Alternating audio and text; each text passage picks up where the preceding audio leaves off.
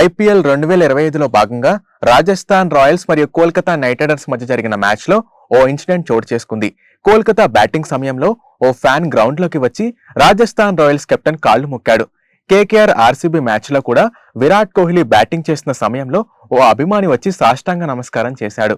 రాజస్థాన్ మరియు Knight Riders మ్యాచ్లో second innings 11వ ఓవర్లో R R captain Riyan Parag bowling చేస్తున్న సమయంలో కాసేపు మ్యాచ్కే అంతరాయం ఏర్పడింది. ఓ అభిమాని గ్రౌండ్లోకి పరిగెత్తుకుంటా వచ్చి నేరుగా రియాన్ పరాగ్ కాళ్లపై పడ్డాడు. అనంతరం లేచి హగ్ చేసుకున్నాడు. అయితే ఈ ఇన్సిడెంట్ పై నెట్టింట విపరీతమైన ట్రోల్స్ వచ్చాయి. రియాన్ పరాగ్ ఏం చేశాడని, అలా అభిమాని కాళ్లపై పడ్డాడంటూ ట్రోల్స్ చేస్తున్నారు.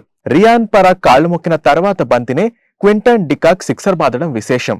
గువాహటి వేదికగా జరిగిన ఈ మ్యాచ్ లో కోల్కతా ఘన విజయాన్ని అందుకుంది. టాస్ గెలిచిన కోల్కతా నైట్ రైడర్స్ జట్టు కెప్టెన్ అజింక్య రహానే ఫీల్డింగ్ ఎంచుకున్నాడు. కోల్కతా బౌలింగ్ దాటికి రాజస్థాన్ రాయల్స్ జట్టు భారీ స్కోర్ ఛేదించలేకపోయింది. ఓపెనర్లు సంజు శాంసన్ మరియు యశస్వి జైస్వాల్ ఎక్కువసేపు క్రీజ్లో కొనసాగలేకపోయారు. కెప్టెన్ రియాన్ పరాగ్ కూడా తక్కువ పరుగులకే అవుట్ అయ్యాడు.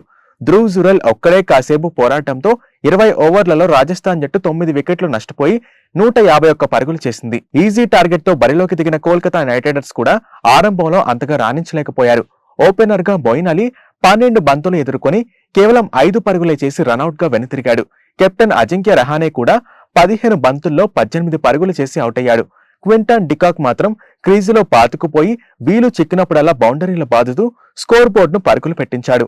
డికాక్ 61 బంతుల్లో 8 ఫోర్లు 6 సిక్సర్లతో 97 పరుగులతో మ్యాచ్ విన్నర్ గా నిలిచాడు.